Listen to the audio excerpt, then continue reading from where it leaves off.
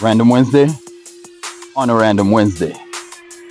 If you're a young executive and you're making moves in the industry that you're in, at some point you have to buy a vehicle that projects the kind of power that you want to project to the people you do business with. This is our 800 subscriber special, the Polo GTI.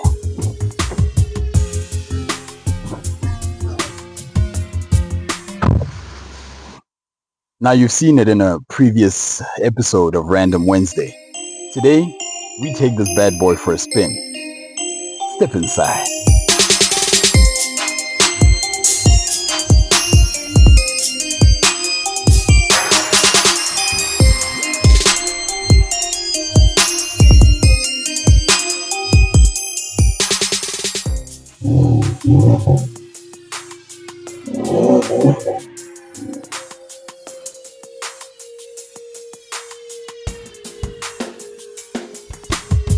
So, driving impressions of the Polo GTI. Polo GTI, guys, we all know this is a special one. And it's one that is very popular on the roads. I mean, it's sort of your budget GTI if you can't afford a Golf 8 GTI. But, you know, it really isn't a bad proposition for what it is. You buy this car for the engine that it comes with, and this engine pushes out 147 kilowatts of power. It pushes out 320 Newton meters of torque. Boy, does this engine do what you require it to do. It really does. The acceleration from this thing is pretty vicious, and it makes sense to have that 2-liter turbocharged engine shoehorned into this very small vehicle.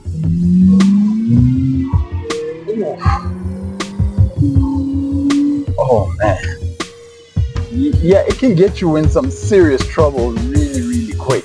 This vehicle is very powerful. It's exactly what you'd expect the GTI to be, and as far as I'm concerned, this is probably the spiritual successor of the original GTI. And we remember the original GTI was a little hot hatch thing that was known for slaying dragons, and this is exactly what this car does. Oh man, and it delivers the goods in a way that provides that drama that goes with this kind of vehicle. The word hot hatch comes to mind, and this is exactly what this is. It's a hot hatch to end all hot hatches. The heat from this hatch is tuned up to 6. I mean, it really is something special.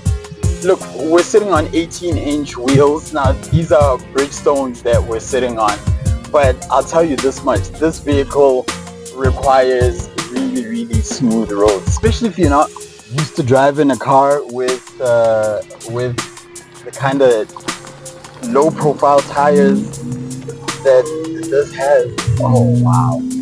That acceleration is so relentless. It's absolutely gorgeous. It makes you feel almost invincible, this car. I mean, I'm not surprised we find the Polo drivers on the road driving them the way that they do. This car really calls you to drive it in the specific way that it does. But as I was saying, the tires are, you know, really low profile. So they do wonders for the handling. But I gotta tell you, the ride of this thing is really intense. Let's see. Drop it into sport mode, manual.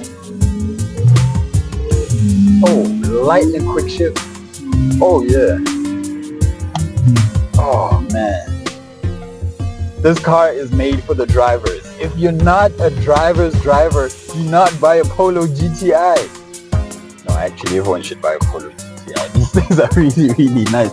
It'll put a smile on your face, whoever you are, whatever your style of driving. Now, we know it's a GTI. It's made to be driven the way that we just did.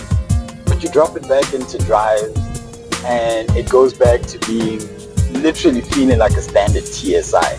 The only time you get that hot hatchiness is when you plant your foot firmly to the floor. The interior of this car is very well apportioned. It's got everything that you need in it, and it It's typical VW fare, exactly what you expect of it. Couple of letdowns. You hear that? Some cheap plastics right at the top, but when you come to the top of the dashboard, it redeems itself. It's got some plastic there that does feel very soft touch. The steering wheel also flat bottom, perforated on the side with a red stitching, and the red GTI always lets you know exactly what it is that you're in. Panoramic sunroof, black roof lining, and a really good sound system, especially when it comes to your mid-range volume levels. Once you turn it up though, it doesn't distort or anything, but it doesn't deliver that same richness that you'd expect of a sound system in a vehicle like this. But honestly speaking, oh, this is why you buy it. Oh man, the acceleration just keeps going. It feels like there is no end to it, and it's one of those things that puts that smile on your face when you paid as much as you have paid for one of these. Now these start off at just over 550,000 rands, $500,000. Look, as an entry-level sports car, if you're getting into sports car ownership, this is not a bad place to start at all. Like I said in the intro, if you are that executive that is just getting into making some of those power moves, this is definitely the car you want to buy. It'll get you used to driving a high performance car.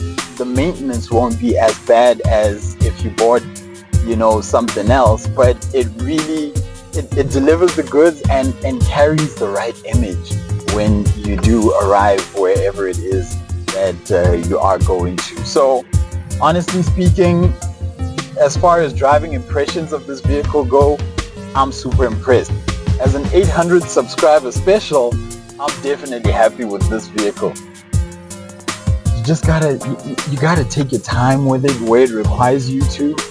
It's not as rough and tumble as the other Polos in the range, but for what it is, this is a purpose-built machine. I mean, this is literally a TSI that's been weaponized with that 2-liter engine, and it does exactly what you expect it to do, the way you expect it to do it. Absolutely gorgeous. I mean, come on guys, let's all buy Polo GTIs. I'm sold on it. Definitely very happy with this vehicle.